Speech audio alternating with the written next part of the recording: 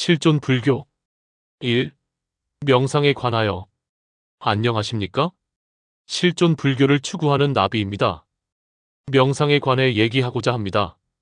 명상은 아주 대중적이지는 않지만 과거에 비해 적지 않은 사람들이 명상센터라든가 템플스테이 등을 통하여 경험하고 있습니다.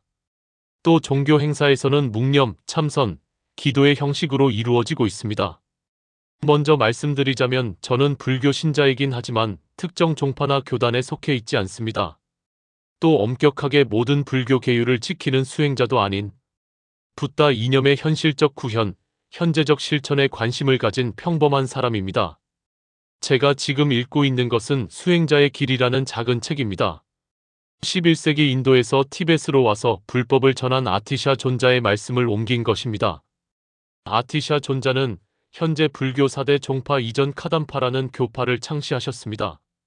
이 카담파의 사상은 현재 다른 교파들에 흡수되었는데 현 달라이 라마의 겔룩파에 많이 흡수되었다고 알려져 있습니다. 현대에 와서는 영국에 정착한 어느 티벳 린포체에 의해 부흥하여 신 카담파로 불리면서 특유의 교리 학교를 세우고 세계적으로는 1000개가 넘는 명상센터를 운영하고 있습니다. 하지만 특정한 숭배 교리 때문에 티벳 4대 종파로부터 인정받지 못하고 있습니다. 명상은 현재 각 명상센터에 치밀하게 설계된 명상 프로그램과 대학의 명상연구센터를 비롯하여 기업체 직원의 정신건강 향상을 위한 조직적 운영 그리고 템플스테이, 작은 명상센터 등 세계적 붐을 일으키고 있습니다. 이 중에는 현실의 세속적 목표를 달성하기 위한 집중력과 마음의 평화를 동시에 추구하는 아주 세속적인 목표를 노골적으로 내건 프로그램도 있습니다.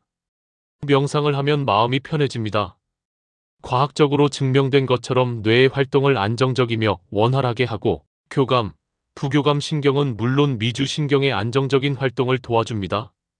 하지만 우리는 명상에 관해 다시 한번 질문할 필요가 있습니다. 아티사 존자께 제자가 물었습니다.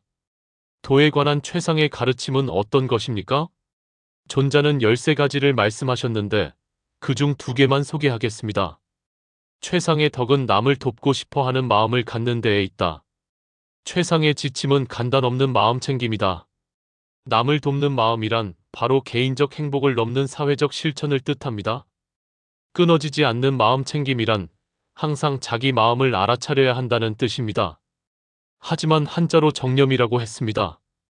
불교의 핵심 교리인 사성제, 8정도, 12연기 중 8정도만 들여다보면 8정도의 첫 번째가 정견입니다.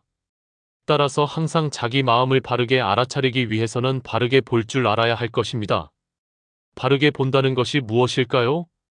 공사상을 본질적 차원에서 정확하게 알아야 한다는 것입니다.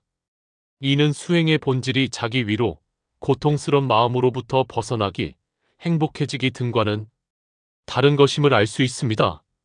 물론 방편으로 혹은 단계적으로 자기 위로를 위해서, 고통스러운 마음으로부터 벗어나기 위해서, 행복해지기 위해서 출발할 수는 있습니다.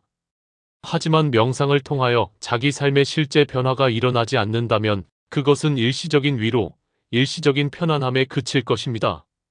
극단적으로 말해서 명상을 통하여 마음의 평화를 얻은 후 일상생활에서는 자기의 권한으로 타인에게 폭력적 언행을 하거나 이기적 관계 속에서 이득만 취하려고 할 수도 있습니다. 편안한 상태에서 그런 행동을 하기 때문에 자신은 편안할지 모르지만 타인에게는 지옥을 선사하는 것입니다. 그렇지만 명상을 하지 않는 것보다는 하는 것이 좋습니다.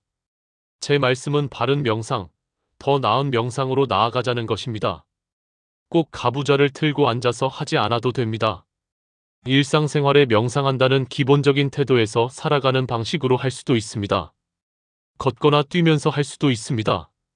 하지만 특정한 시간에 짬을 내어 혼자만의 고요한 시간을 갖는 명상은 그 나름의 귀중한 시간일 것입니다. 명상 수련법은 참으로 다양합니다. 가장 널리 공인받은 방법은 윗바사나입니다.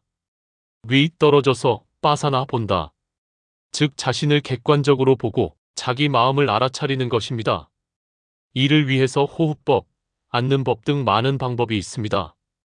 저는 저만의 방법이 있는데 그렇게 권할 만한 것은 아닙니다. 어떤 분은 앉는 법을 터득하는데 몇 년이 걸렸다는 분도 있습니다. 제가 드리고 싶은 말씀은 명상을 너무 가볍게도 너무 어렵게도 접근하지 마시라는 것입니다. 농담처럼 말씀드리자면 부처님 활동 시기 사람들이 입식 생활을 했더라면 지금처럼 바닥에 앉아서 하는 참선이 아니라 입식 방법이 있었을지도 모르겠습니다. 바닥에 앉아서 편하게 들숨과 날숨을 쉬면서 그냥 하면 됩니다. 바닥에 앉아서 땅의 기운과 태양과 달을 떠올리면서 자기 몸이 하나로 뭉쳐졌다고 생각하는 것으로 시작하면 더 좋을 것입니다. 하나, 둘, 셋, 넷 숫자를 세면서 들숨하고 다섯, 여섯에 멈추고 일곱, 여덟, 아홉, 열 숫자를 세면서 날숨을 하면서 숨을 내뱉을 때 배꼽 아래 단전을 생각하는 것만 하셔도 됩니다. 손도 혀도 가장 편하게 두십시오. 등을 펴면 좋지만 가끔 움직여도 됩니다. 바닥에 앉는 것이 힘들면 의자에 편안하게 앉아서 가능한 등을 기대지 않고 해도 됩니다. 명상이 고행이 되어서는 안 됩니다. 한때 저는 몽매한 열정으로 하루 15시간 정도 앉아 있었던 적도 있습니다. 명상이 고행이 되면 명상 방송만 봐도 진저리가 납니다. 그럴 필요가 없습니다. 중요한 것은 명상이 일시적인 마음 평화를 넘어서서 자기 변화의 길로 가는 방편이라는 사실을 아는 것입니다. 감사합니다.